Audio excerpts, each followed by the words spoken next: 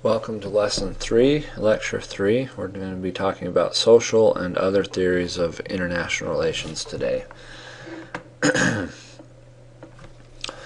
So we've talked about already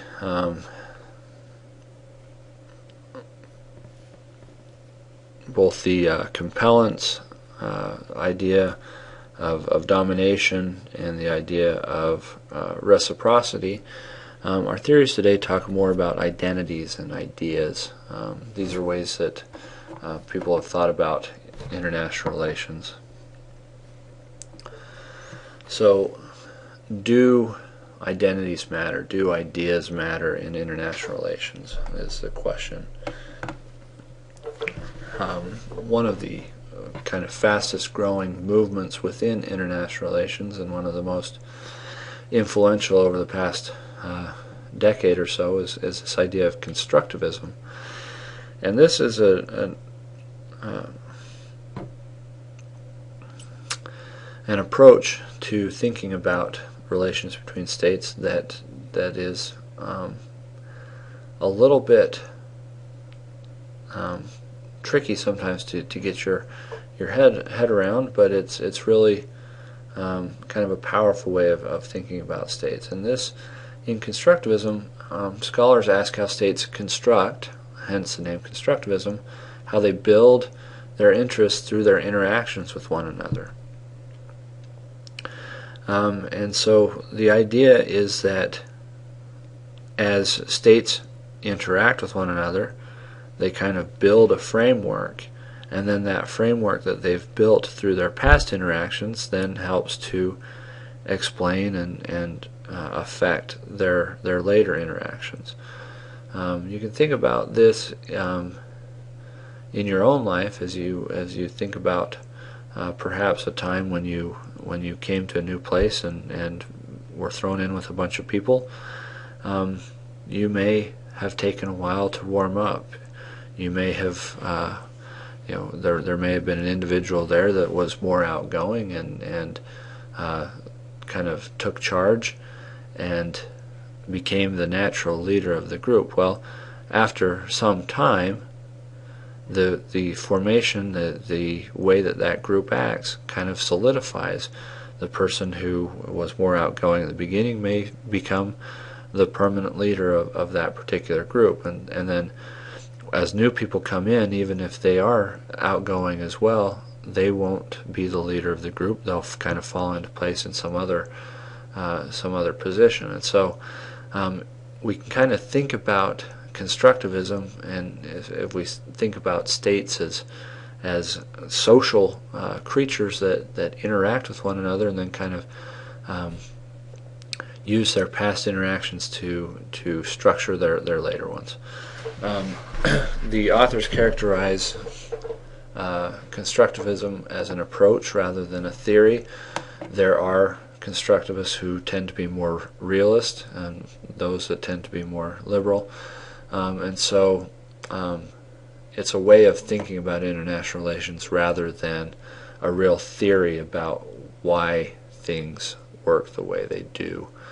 And it puts international relations into kind of the context of broader social relations. You notice as I talked about it, I went to a social approach of people meeting and grouping together, and that's essentially what we do with states. We think about the state relations between states in a social context, interactions and that sort of thing.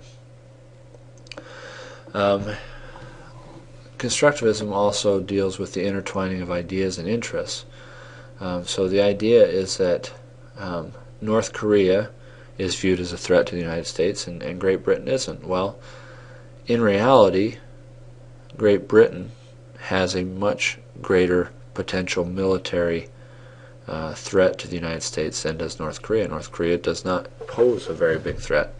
However, because of shared alliances, norms, history, and other factors, we just don't see Britain as a threat. This idea and our interests through these repeated social interactions mean that we're not worried about Great Britain. our relations with North Korea have also been socialized, beginning with the war in Korea in 1950 to 52 and the stalemate, and our taking sides with South Korea and maintaining that relationship. That repeated interaction in a negative way has made North Korea into a threat. So in constructivism, we're not just talking about power and interest, we're talking about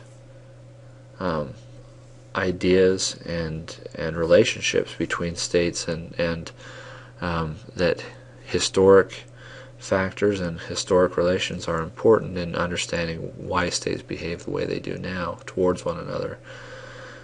So the identity of the adversary does matter. It's not just the level of power, but it's who they are. And it kind of rejects this realist assumption that state interests exist independently of a context. And so the idea that states have no permanent interests could be false, because states do have permanent relations and permanent interactions, and that there's a context within which they operate at all times. There was an interesting kind of thought experiment that the authors posed, that for a number of years pirates were the kind of dangerous scourge upon the ocean, and people feared pirates. And now we have the Disney ride, the Pirates of the Caribbean, and 3 big movies about the Pirates of the Caribbean, and Johnny Depp is so handsome and cute, and everybody loves him, and we've fallen in love with the pirate culture. Well, can you imagine having a World Trade Center, the ride, where you get to play a terrorist, and we're watching movies about attacking the World Trade Center from the perspective of the terrorists, and cheering for them, and laughing and that sort of thing. Well, threats change over time, and what is perceived at one time to be dangerous, pirates for instance, acquires new kind of context as time changes. So I thought that was kind of an interesting way to think about the way that ideas do matter. Alright, constructivism deals with a logic that is a little bit different from that of realists in general. Realists deal in a logic of consequences, as it's known. So what will happen to me if I behave in a certain way? What will happen, going back to our example of Ukraine and Russia from a few lectures back, what will happen if Russia decides to attack Ukraine?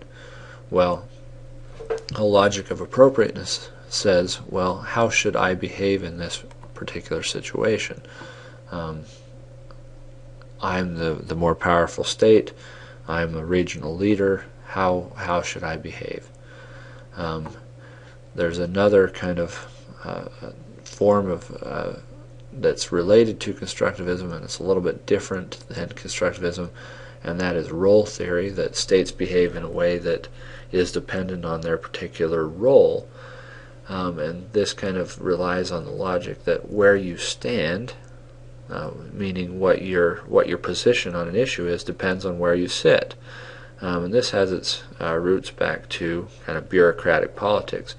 How I feel about an issue depends on what my particular job is, where I am, and so the social context is important.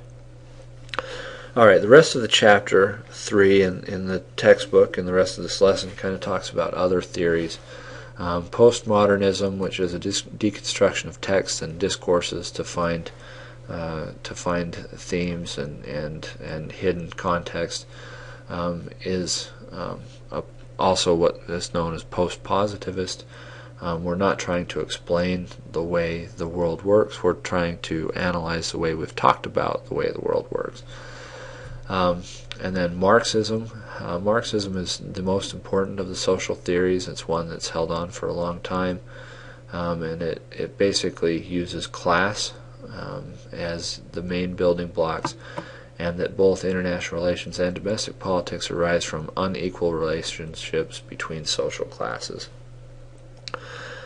Peace studies, this is more of a positivist approach, meaning that we're not just trying to find and explain answers, we're trying to change the way things happen and the way that the world works. And peace studies kind of merges war, peace, individual responsibility, economic inequality, gender, culture, and other relations, social relations. It uses tools of mediation, arbitration, diplomacy, and discusses the problems of militarism. Gender theories, there's an entire section here, and I'm not very qualified to discuss a lot of the gender theories. The book does a good job of going over them, and if you're interested, there is literature, and I can point you in direction for looking at this other literature. And there is no one feminist IR. In fact, at the bottom here, types of feminist, difference feminists that essentially say that women are different than men, and that if women were in charge, the world would be more peaceful. And liberal feminists who essentially say that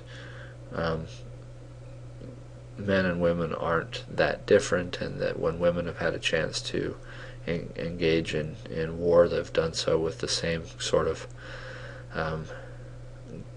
gusto as have their male counterparts. And so even within feminist and